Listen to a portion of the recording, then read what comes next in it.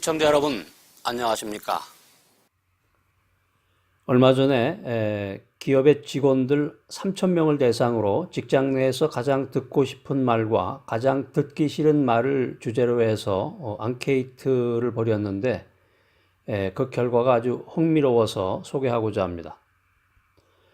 먼저 가장 듣고 싶은 말 부분인데요. 응답자들의 약 29%가 고른 제 1위는 내가 도와줄게 이런 말이었다고 합니다. 그 다음으로는 자 우리 퇴근합시다. 일찍 퇴근합시다. 그런 말이 나왔고요. 그 다음에는 오늘 수고 많았어요. 그런 말을 이제 가장 듣고 싶은 말로 선정을 했습니다. 또 그 뒤를 이어서 뭐 감사합니다. 아주 잘했어. 뭐 이런 말들이 가장 듣고 싶은 말이라고 조사가 되었습니다. 자, 이에 반해서 가장 듣기 싫은 말 1위는 이런 것도 몰라? 뭐 이런 말이었다고 그래요. 또 제 일이 아닌데요. 여기서 많이 들어보던 말 같아요. 그 다음에 듣기 싫은 말 벌써 퇴근하니? 이제 그런 말도 있었고 또 다른 말은 아니 누구는 잘하는데 자네는 왜 이래? 뭐 이런 말이었다고 합니다. 그리고 또 한 가지 가장 듣기 싫은 말은 야, 너, 당신 뭐 이런 호칭 등이 듣기 싫은 말이었다고 응답했다고 합니다. 네, 사람들이 조직 내에 다른 구성원들에게 원하는 게 공감과 존중의 커뮤니케이션이다. 이런 사실은 우리가 충분히 예상할 수 있는 일인데 그렇지만 듣기 싫은 말에 우선순위를 차지했던 앞자리를 차지했던 그 말들은 듣기에도 좀 섬뜩했던 말입니다. 그런데 이 앙케이트는 엘리트 직장인들이 다닌다는 소위 그 인류 기업에서 진행이 되었는데 그런 곳에서도 야, 당신 이런 것도 몰라? 이런 말들이 심심치 않게 아무렇지도 않게 오간다는 사실이 우리들을 놀라게 합니다. 여러분 어떠세요? 이런 말을 예사로 듣고 산다면 인간으로서의 존엄성이 훼손될 뿐만 아니라 직장 생활 자체에 대한 그 회의가 생기겠죠. 그래서 이제 아무리 부하 직원이 잘못을 저질렀다고 해도 그 사수, 이제 그 직장 상사가 막말을 하면 수많은 것들이 물거품처럼 사라지고 맙니다. 글로벌 리더 여러분, 우리 리더들이 사회나 조직 구성원과의 이 커뮤니케이션 과정에서 마찰을 일으킬 경우에 본인의 명성과 경력에 상처를 입는 것은 말할 것도 없고 자칫 잘못하면 이 조직을 회복불능의 상태로 빠뜨릴 수가 있습니다.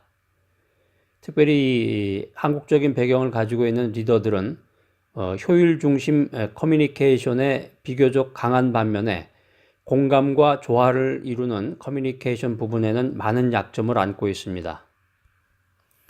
자, 오늘 여러분과 함께 살펴보고자 하는 주제는 링컨의 세계관입니다. 아브라함 링컨은 시대를 초월해서 최고의 미국 대통령으로 꼽힙니다.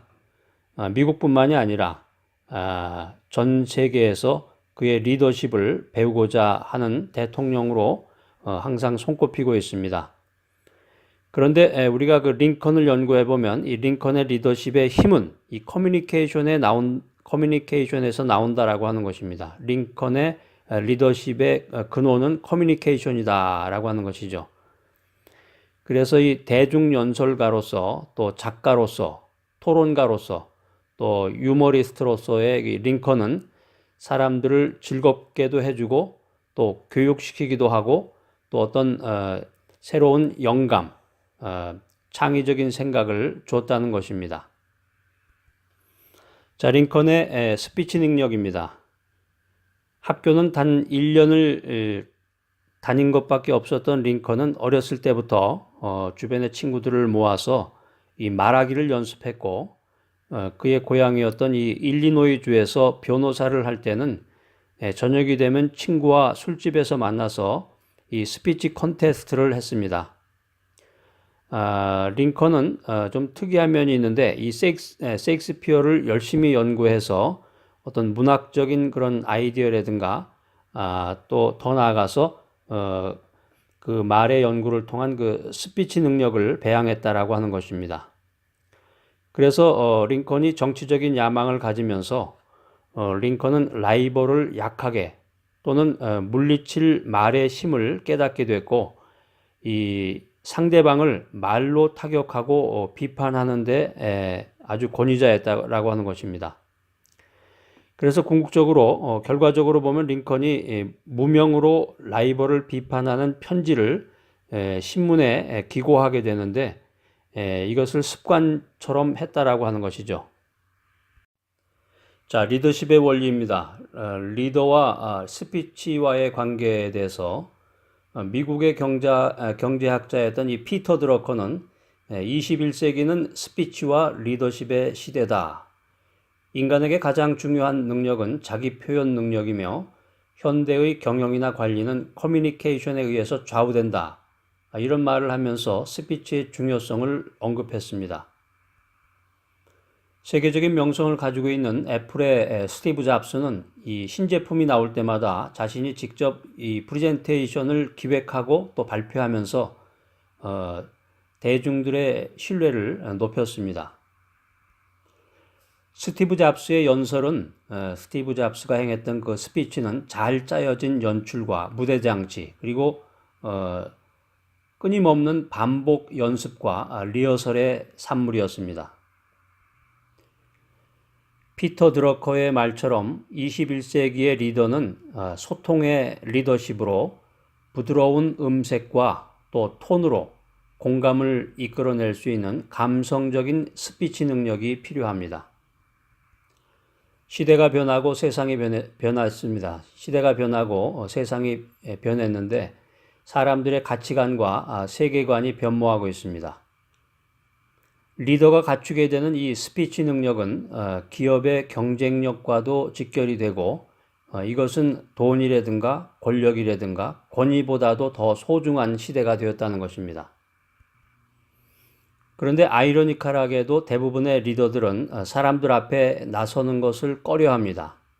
더 나아가서 사람들 앞에서 스피치한다는 것은 이 엄청난 스트레스로 작용하기도 합니다.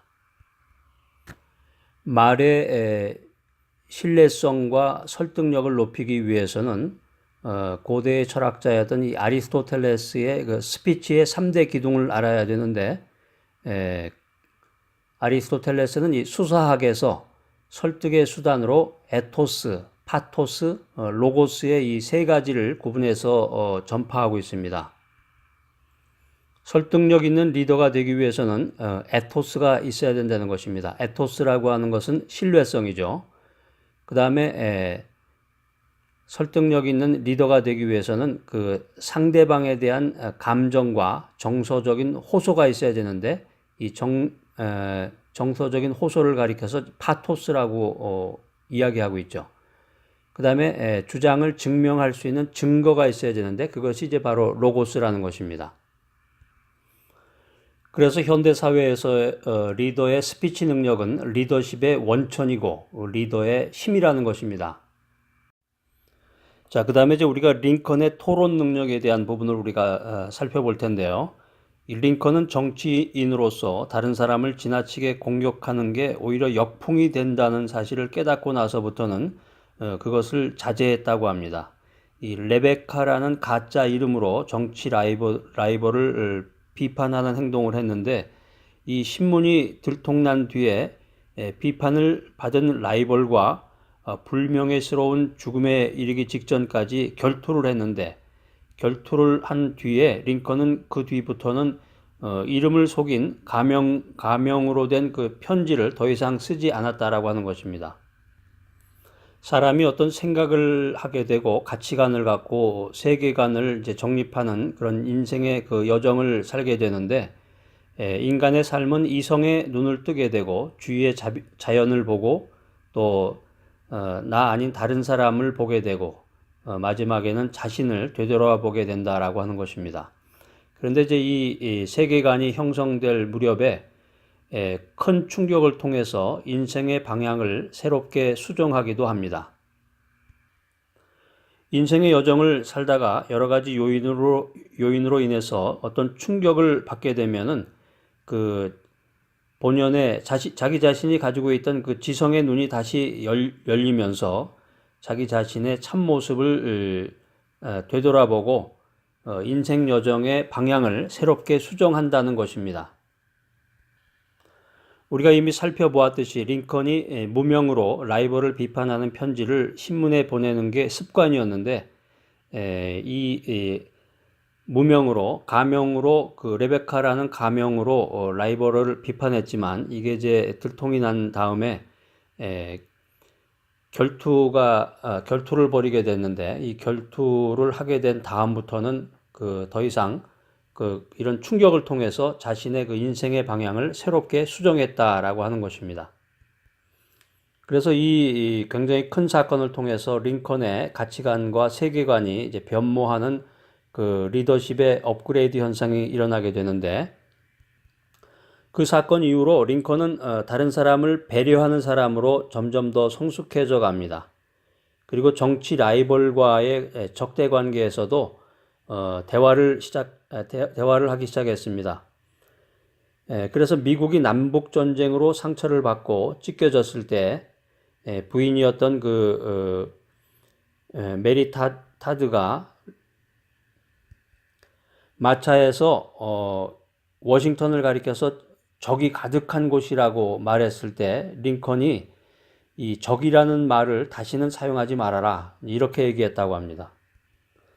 그래서 링컨은 큰 충격을 통해서 결정적인 사건을 계기로 해서 그의 가치관과 세계관을 변모시킨 성숙한 리더로서 업그레이드가 되었습니다. 누구나 다 인간에게 약점이 있듯이 링컨에게도 수많은 약점이 있었습니다. 그렇지만 그 약점을 극복하고 마침내 가치관과 분명한 세계관을 통해서 사회와 현실 그리고 시대가 요구하는 대의를 마침내 실현하는 그런 위대한 리더가 되었다는 것입니다. 그래서 링컨이 조롱하는 경향, 이제 아까 신문 얘기를 잠깐 했는데요. 무명으로 라이벌을 비판하는 편지를 신문에 보내는 게 이제 습관이었다고 했는데 그 링컨이 조롱하는 그런 경향이 있었는데 이걸 이제 다 버리지는 못했고 나중에는 그 조롱을 자기 자신에게 돌렸다는 거죠. 그래서 이제 스티븐 더글라스라는 사람과 토론을 할 때 이 더글라스가 링컨을 비난해요. 당신 두 얼굴을 가진 사람이야. 뭐 이게 갑자기 헐크가 나오는지 모르겠는데 더글라스가 링컨을 보고서 두 얼굴을 가졌다고 비난을 하니까 링컨이 청중에게 물어보겠다면서 이런 얘기를 했어요. 자신이 두 얼굴의 사나이라면 왜 그 자리에 그 얼굴을 갖고 나왔겠느냐. 뭐 이런 답변을 했다고 그래요. 그러니까 링컨은 자신이 가지고 있었던 그 생각의 틀, 세상을 바라보는 그 틀이 남달랐다는 것입니다. 이제 어렸을 때 교육은 많이 받지 못했지만 어렸을 때 아마 책을 많이 읽고 혼자서 사색하는 그런 과정, 또 이제 신앙심을 가지고 자신을 이제 집중하는 그런 과정을 통해서 아마 성숙한 리더가 될 수 있는 그런 능력을 받았던 것 같습니다. 최근의 조사에 의하면은 현대인들은 그 조직원에 대한 배려심을 갖고 소통 능력이 뛰어난 사람을 탁월한 리더로 선정하기도 했는데요. 우리가 지금 살펴보고 있는 그 링컨이 이런 리더가 아닌가 이렇게 생각이 듭니다. 우리가 링컨의 리더십에 대해서 연구를 하고 있는데요. 링컨의 가치관과 세계관을 통해서 링컨의 리더십, 링컨의 커뮤니케이션 리더십에 대한 부분을 우리가 연구해 보고 있습니다. 그래서 링컨은 라이벌을 비판하고 또 남을 조롱하는 그런 습관이 있었는데 충격적인 사건을 통해서 그의 세계관이 변모가 되었다라는 것을 우리가 살펴보았습니다. 그래서 점차적으로 링컨은 남을 배려하는 리더로서 성숙한 리더로서 다른 사람들의 존경을 받기 시작했는데요. 우리 그 글로벌 리더에게도 이런 부분이 필요합니다. 남을 배려하는 부분. 그래서 우리 흔히 독불장군이라는 말을 쓰는데 자기 자신만 잘났다고 하는 것이고 자기 자신만 옳다고 하는 사람, 이런 사람을 가리켜서 우리가 독불장군이라는 말을 쓰는데 리더와 리더십에는 어울리지 않는 말입니다. 리더가 돼서 리더십을 발휘하기 위해서는 충분한 그 배려심이 있어야 되는데 이 배려심을 갖기 위한 리더가 되기 위해서는 먼저 상대방의 입장을 생각하는 기회를 많이 가져야 된다라고 하는 것입니다. 이 배려라고 하는 것이 나만 생각하는 것이 아니라 다른 사람을 함께 생각해야 된다라고 하는 것이죠. 상대방의 입장은 어떤가? 그 사람이 왜 그런 행동을 하게 되었는가? 거기에 대한 생각과 이해가 필요하다는 것입니다. 그 다음에 두 번째는 다른 사람을 도울 기회를 많이 가져야 된다라고 하는 것입니다. 진정한 리더가 돼서 리더십을 발휘하기 위해서는 조직 내에서 목적을 향한 그런 배려심을 발휘하는 것도 중요하지만 아무 대가 없이 다른 사람을 도와줄 수 있는 그런 기회를 많이 가져야 된다라고 하는 것이죠. 그 다음에 이제 세 번째는 대화의 기술이 필요합니다. 그래서 이 배려의 기본은 경청입니다. 남을 배려한다고 하는 것은 잘 듣는 것이죠. 그러니까 다른 사람의 의견을 무시하고서 배려라는 것이 존재할 수가 없다는 것입니다. 상대방이 하는 얘기를 잘 듣고 그것을 이제 잘 생각해 보는 것이 배려의 첫 단계라고 하는 것입니다. 그래서 이 경청을 하기 위해서는 이 대화의 기술을 알아야 된다는 거죠. 그러니까 대화할 때 상대방을 마주보고 딴청 부리지 않고 요즘 같으면은 이제 대화를 나누는 도중에 전화가 오기도 하고 뭐 카톡이 오기도 하죠. 카톡 이런 소리가 나면서 그러니까 이게 현대인들은 아주 기본이 잘못된 그런 사람들이 많아요. 그런 사람들이 리더의 타이틀을 가지고 있는 사람들도 많은데 진지한 대화를 나눌 때는 핸드폰을 뭐 이렇게 무음으로 해놓던가 진동으로 해놓던가 진지한 대화 중에는 가급적이면 전화를 받지 않고 상대방을 마주보고 집중해야 되겠죠. 그러니까 집중해서 듣고 끝까지 잘 들어주는 것이 이 대화의 기술입니다. 현대사회 속에서 참 그 이상한 쪽으로 변모된 사람들이 많아요. 특히나 이제 리더라는 타이틀을 갖고서 돌연변이처럼 행동하는 사람들이 참 많은데, 자, 우리 네 번째 요소를 한번 살펴보겠습니다. 조직과 사회를 위해서 참고 기다리는 이 참을성이 중요하다라고 하는 것입니다. 남을 배려하는 리더가 되기 위해서는 이 기다리고 참는 것을 배워야 된다는 거죠. 인듀어런스, 기다리고, 웨이팅, 기다리고 참아야 되는데 이 한국 사람의 특성과는 조금 거리가 먼 이야기인지도 모르겠습니다. 기다리지 못하고 참을성이 없고, 그래서 음식점 같은 데 들어가면 그냥 빨리빨리 주문하자마자, 예전에 보니까 그 설렁탕 집이라든가 그 중국집 같은 데 가보면은 짜장면이나 설렁탕을 시키면은 주문하자마자 바로 이렇게 그 식탁으로 이제 배달되는 것을 봤는데, 아무튼 이 리더가 되기 위해서는 이 참고 기다리는 그 참을성. 자, 비판에 대한 대처 능력에 대해서 한번 살펴보겠습니다. 당시에 전쟁 장관이었던 이 스탠튼이 링컨 대통령의 행정명령을 어기고 대통령을 멍청이라고 불렀다는 말을 듣고 나서 링컨은 그 말을 전해준 정치인에게 이렇게 얘기했습니다. 맞아. 내가 한 번이 아니라 두 번이나 멍청이었어. 스탠튼은 마음 그대로 말했을 거야. 그리고 그가 말한 게 맞아. 그가 나를 멍청이라고 했다면 아마 나는 멍청일 거야. 그에게 가서 내가 왜 멍청인지 물어봐야겠네. 뭐 이렇게 말했다고 합니다. 링컨도 화를 자주 내서 화가 나는 상대방에게 편지를 썼다고 그래요. 이제 사람이니까 리더가 돼서 화를 낼 수도 있겠죠. 근데 이제 그 다음이 중요합니다. 그런데 그 편지를 보내지 않고 대통령 책상에 넣어두었다고 합니다. 정말 자기 훈련을 많이 했던 이 링컨 대통령의 모습을 우리가 살펴볼 수가 있습니다. 그래서 우리가 종합적으로 생각해 보면 이 링컨의 리더십은 리더는 교육을 많이 받고 또 강함을 많이 보여주는 데서 오는 것이 아니라 강함을 개인의 사리사욕보다는 더 큰 목적, 대의라고 그러죠. 더 큰 목적에 사용하는 데서 온다. 이것을 제시해 준 사람이 바로 링컨 대통령이다. 이렇게 얘기할 수 있겠습니다. 자, 자신이 강한데 그 자신이 강하다고 하는 것을 이렇게 한번 이렇게 뭐 후쿠를 날린다고 그러죠. 자기의 그 힘을 과시한다든가 자기의 권력을 과시한다든가 자기의 재력을 과시해서 상대방을 제압하는 이제 그런 것이 아니라 자기의 강함을 어떤 개인적인 사리사욕에 사용하는 것이 아니라 더 큰 대의를 위해서 사용하는 사람, 그런 마음을 가리켜서 우리가 온유라고 하는 단어를 사용합니다. 온유라고 하는 말을 사용하게 되죠. 그래서 이 세계관, 월드뷰, 세계관이라고 하는 것은 어떤 지식이나 관점을 가지고 세계를 근본적으로 인식하는 이 방식이나 틀을 얘기합니다.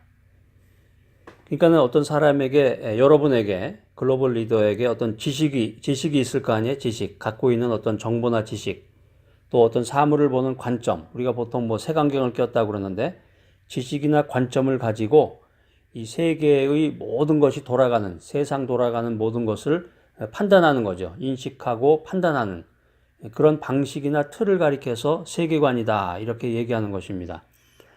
다시 말해서 이 세계관이라고 하는 것은 이미 알고 있는 그 인포메이션, 이미 알고 있는 정보를 가지고 어떤 그 사물이나 어떤 그 결정해야 될 것을 분별하거나 판단하는 것을 얘기하고 더 나아가서 이 사물이나 현상을 관찰할 때 그 사람이 보고 생각하는 태도나 방향을 가지고 사물을 분별하고 판단한다는 것이죠.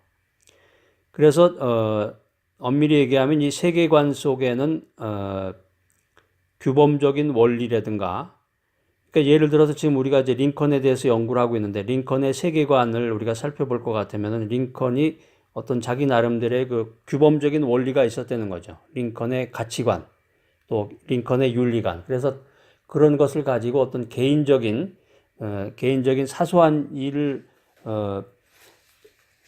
해결하는 데 쓴 것이 아니라 노예 해방이라고 하는 그 커다란 대의 명분을 가지고 노예 해방이라고 하는 그런 시대적인 그 문제를 해결하는데 링컨이 자신의 그 리더십을 발휘를 했는데 그것이 바로 그 링컨의 세계관이라고 하는 것이죠. 그러니까 누구든지 어떤 사람이든지 다 자기 나름대로의 크던 작던 보잘것없던 위대하던 누구나 다 어떤 사람이든지 세계관을 가지고 있다라고 하는 것입니다. 그래서 이 올바른 세계관 확립을 통해서 리더의 자질 함양이라든가 영향력을 미치게 되는데 그 5가지 요소를 한번 여러분과 함께 살펴보도록 하겠습니다. 세계관, 명확한 세계관, 올바른 세계관을 갖게 되면은 그 리더의 인격이라든가 리더의 사상, 또 리더의 가치관이 형성된다라고 하는 것입니다. 두 번째는 그 올바른 세계관, 분명한 세계관을 통해서 그 리더의 미래가 결정된다라고 하는 것입니다. 리더의 미래가 결정된다. 그 다음에 이제 세 번째는 분명한 그 세계관이 확립이 되면은 인간관계의 환경과 조건이 바뀐다. 우리가 이제 아까 처음에 그 링컨의 그 사례들을 연구해 봤는데 링컨 자신도 그 큰 충격, 커다란 사건을 통해서 자신의 그 세계관을 바꿈으로써 그 새로운 인간관계를 갖게 되잖아요. 사람들에게 대해서 배려를 한다든가, 참는다든가, 기다린다든가, 또 온유한 마음, 그 강력한 것을 자기의 강한 힘을 개인적인 사소한 것에 쓰는 것이 아니라 대의 명분을 위해서 큰 대의를 위해서 사용하는 그런 인간관계의 바뀌어진 환경과 조건을 우리가 살펴보았습니다. 그 다음에 이제 네 번째는 올바른 세계관 확립을 통해서 그 사회의 문화적인 특징과 본질이 결정된다라고 하는 것이죠. 이건 이제 리더십의 영향력 부분인데 그 리더 자신, 개인 자신이 변화가 될 뿐더러 사회가 변질이 된다라고 하는 것이죠. 그 다음에 이제 마지막 5번째는 사회 구성원들, 팔로워들의 내일과 미래를 결정해 줄 수 있는 그런 영향력을 발휘하게 된다라고 하는 것입니다. 자, 그래서 오늘 강의의 결론 부분으로 리더는 커뮤니케이터다라는 말씀을 여러분에게 드리고 싶습니다. 그래서 경청자로서의 리더로서 제대로 잘 좀 들어라. 그 다음에 의미 생산자로서의 리더로서 매사에 가치를 부여해라. 그 다음에 비폭력 대화자로서의 리더로서 공감을 말로 표현해라. 좀 말 좀 하세요. 네? 감사합니다. 고맙습니다. 정말 신세 많이 졌습니다. 이렇게 좀 그 공감한 것을 말로 표현을 해야 되는데 이 한국적인 그런 문화에서 성장한 사람들은 그런 리더들은 말을 하지 않으니까 정말 이게 뭐 어떻게 이 공감이 형성이 되면서 커뮤니케이션이 이루어지는 것인지 여러분이 리더가 되고 글로벌 리더가 되기 위해서는 탁월한 커뮤니케이터가 되어야 된다. 자, 여러분의 공감을 말로 표현하시기 바랍니다.